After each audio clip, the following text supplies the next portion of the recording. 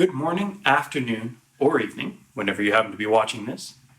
My name is Richard, and as you've noticed, this is Absolem Solutions. We're going to be talking today about the rule of threes. Now, the rule of threes is very important, and it's a great presentation set.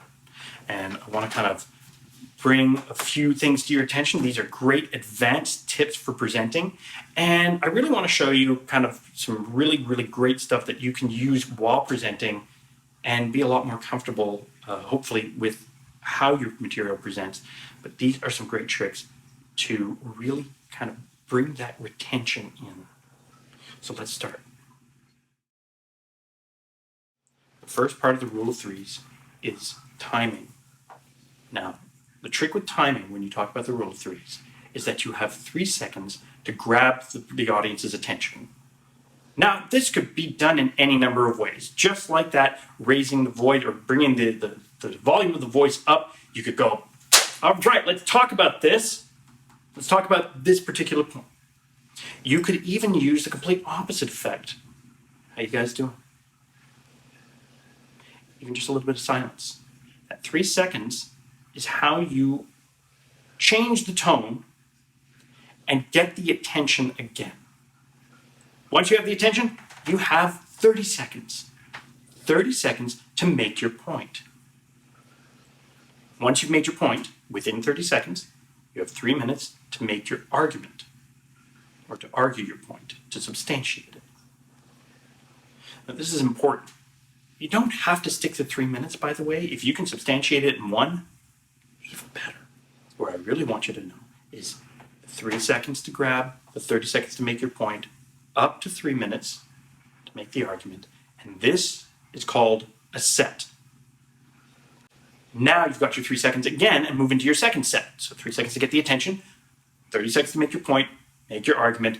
Third set, grab the attention, make your point, make your argument, and then if you're doing information, a volume of information that requires more than 1 set, I want you to take a minute and recap it all. I want you to stop. If there's notes that they want to take, if whatever is there, leave that till the 1 minute after. And that brings you to a nice round 10 minutes, which means that you can pack up the information, get the notes going, get everything good. Now we move on to another 3 sets. But that minute of recap and recoup and take that information in is highly important. Notice that this is what newspapers do. They use a catchy headline to grab your attention, and then within the first 2 paragraphs of the article, they'll rope you in. But they rope you in by establishing the premise, by telling you what the article is about as a whole, and then get into the details. If the details go too long, you lose your audience. Just as if you speak for more than 3 minutes on any particular one point, your audience is going to start losing interest. It's going to feel like it's droning a bit. So that's why the 3-minute marker. That's why articles don't want to be more than a certain length. It's because we don't need to read more, unless there's a volume of information. But that's the difference between an article and a huge report, which most people don't tend to read unless you have to for work. But that's another story. While you're presenting verbally, I want you to be aware of 3 particular zones. You'll notice that I speak with my hands open, and I gesticulate a lot, and that's okay. There's nothing wrong with that. In fact, it can often help. If I have a table or something in front of me, I may put my hands on the table, but you'll notice that I keep my throat, my belly, and my groin open. And that indicates that I am open to you, that I'm presenting to you, and I'm open to your input. I'm open to your suggestions. I'm not defensive. You'll notice that when people are uncomfortable, they tend to fidget with the face, or they tend to, put their arms in front, or even like this, or like this. It indicates a level of discomfort, and I don't want that for you. I want you to be able to present with great confidence. And the more you keep them open, the better it is. When I present, I tell people to put away their notebooks. This is really important. And why? Well, it goes to another point, but I'll get to that in just a second. Your brain has one track for language. You have two language centers, one that chooses the words to express yourself, the other which takes the words in and comprehends the meaning and the message. Now, whether this is high-level process or low-level process, that we'll leave for another day. However, there is only one language track. Now, the thing that makes that tricky is if you have somebody who's writing notes and they're using their language center to write their notes, they're not listening to you. There is only one track. So you can, and I don't care how good people think they are at multitasking, you're not. Your brain really does only have one language track. If you want proof of this, try playing a song with lyrics that you really like and writing an email or a conversation. I guarantee you it's going to be a very difficult prospect for you because the words of one will mix the words of the other. So this is why I highly encourage people not to write notes while I'm presenting, and why my visual aids are just that, visual aids.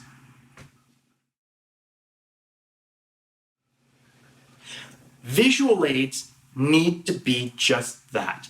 They need to reinforce your argument and not detract from what you, as the presenter, are presenting. This is different if they are their own presentation and you're not presenting it. That's another matter. However, when presenting and I use visual aids, my visual aids are not my notes, are not my handouts, and my handouts are not my visual aid. Visual aids should be if a singular graph truly supports your argument, an infographic, whatever have you, that's okay, but they do have to be visual. They cannot detract because the visual cortex does not work on the same lines. It also lights up more areas of the brain and it makes the information retention deeper, which is very, very good.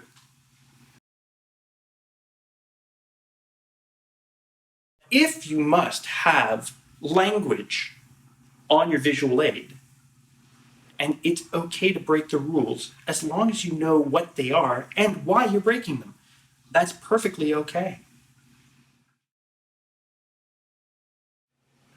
If you want to use sound bites or catchphrases, may I suggest use combinations of 3. Look at Obama's campaign. Yes, we can. Look at Richard Nixon. He used a double whammy. Read my lips, no new taxes. But it stuck. They're easy to remember. Not to say that make America great again isn't effective, but it doesn't roll off the tongue quite as nicely as yes, we can. It's not as internally fulfilling. It doesn't resonate the same way. Not to say it doesn't resonate, but it doesn't resonate the same way. Now, I keep going on about 3 and 3 and 3 and 3. If I say something once, great, I've said it. It's fine. 2 times? Okay. Probably coincidence. 3 times, however, establishes pattern. The brain learns by patterns. So the more we can establish pattern, the more we can make pattern part of what we do and how we present, the more we can tie it into later points, tying into previous points, the more we can establish that pattern, we can dig that pattern in deeper and increase that retention. There's no substitute for having that kind of retention. It's fantastic. And 3 really is the magic number to do it. Notice I'm using it here too. If you found this useful, please subscribe, hit the like button. I'd love that. But more than anything, if you really like what this is, check out the website, absolem.io. On the site, we will have blog entries, more articles that have presentation techniques and tactics like this one. We will have more videos going up, and we hope you'll tune in for those. And if you want to sign up to see what events we'll be offering, please, by all means, we will have events coming up. We do have events already, and we will have more coming and more tips about presenting yourself, your message, and feel free to interact with us. I'm always open to questions. I'm always open to connecting. So please feel free.